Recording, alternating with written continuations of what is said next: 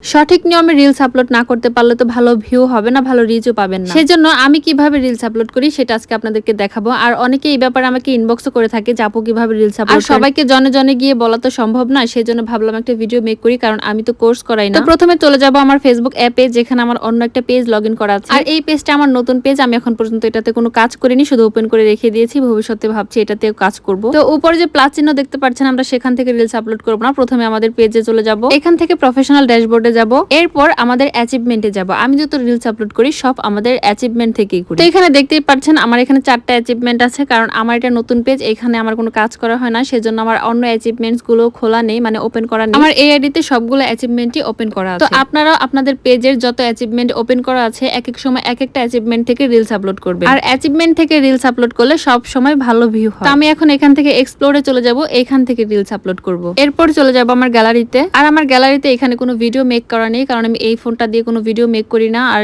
সেজন্য এখানে কোনো ভিডিও নেই। তো আমাকে এখান থেকে একটা অন্য ভিডিও খুঁজে বের করে নিতে হবে, জাস্ট আপনাদের একটু দেখানোর জন্য। তো আমি একটা ভিডিও সিলেক্ট করে নিলাম, এখন এখান থেকে নেক্সটে ক্লিক করব। এখন আপনাকে প্রথমে আপনার ভিডিওর কভার ঠিক করতে হবে। তো দেখতে পাচ্ছেন ভিডিওর মাঝখানে কভার লেখা আছে, সেখান থেকে আপনাকে কভার সিলেক্ট করতে হবে। আপনি চাইলে আপনার ভিডিও থেকেও কভার নিতে পারেন, অথবা আপনি গ্যালারি থেকেও নিতে পারেন। আর ভিডিওর শুরুতে যদি ভিডিওর মাঝখানে সুন্দর দৃশ্যটুকু সামনে এনে রাখা যায়, তাহলে কিন্তু সেই ভিডিওটা দেখতে আকর্ষিত হয় বেশি। তো আমি এখান থেকে একটা কভার সিলেক্ট করে নিলাম। আপনারা চাইলে অ্যাড ফ্রম গ্যালারি থেকে যেও একটা কভার সিলেক্ট করতে পারবেন। আপনি যে রিলেটেড রিলস দিচ্ছেন সেখান থেকে একটা ছবি আপনারা চুজ করে গ্যালারিতে রেখে দিবেন, আর সেখান থেকে নিয়ে কভার দিতে পারবেন। এখান থেকে আপনাকে সুন্দর একটা ক্যাপশন সিলেক্ট করতে হবে। আপনি যদি সুন্দর একটা ক্যাপশন দিয়ে আপনি ভিডিও আপলোড করেন, তাহলে কিন্তু আপনার ভিডিওটা দেখতে আকর্ষণীয় বেশি হবে, এবং আপনার ক্যাপশনটা ধরে আপনার ভিডিওটা দেখতে আপনার দর্শকরা ভিতরে যে আপনার ভিডিওটা প্লে করবে। তো আমি জাস্ট দেখানোর জন্য এখানে একটা ক্যাপশন অ্যাড করছি, আর ক্যাপশনের সাথে অবশ্যই ইমোজি অ্যাড করবেন। এরপর আসলে হ্যাশট্যাগের কথা। আপনি এখানে ইচ্ছা মতো যতগুলো খুশি হ্যাশট্যাগ দিতে পারবেন না। আপনি এখানে 5টার উপরে হ্যাশট্যাগ ইউজ করতে পারবেন না, আর বেশি হ্যাশট্যাগ ইউজ করলে ফেসবুক স্প্যাম হিসেবে ধরে নেয়। তো আমি এখানে 3টা হ্যাশট্যাগ ইউজ করব।